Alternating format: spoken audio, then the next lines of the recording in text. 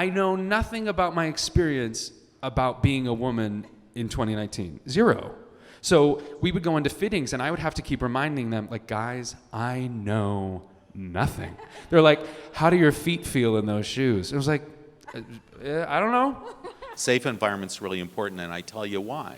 You want people to be creative, and you want people to have the freedom to be wrong, and even outrageously wrong, and even foolish. And if they feel unsafe, they're not going to do that. Once I figured out that this right here, this voice that I do in the show, the whole way through for 2.5 hours, whether I'm screaming or whether I'm talking really quiet, is the voice. Then I went to an ENT, a vocal pathologist, and a vocal coach, and they made double, triple, quadruple sure that not only was that okay to do once, but to do it 8 times a week and figure out a way to sustain it. It is my firm belief that you can make excellent, high-quality things with harmony, and I don't tolerate or accept anything else but that.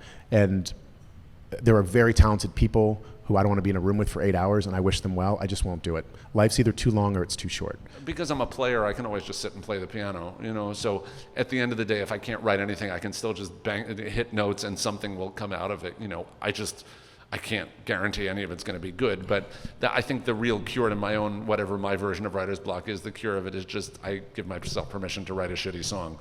And then I'll fix it later if I have to, you know, and maybe it won't be so bad.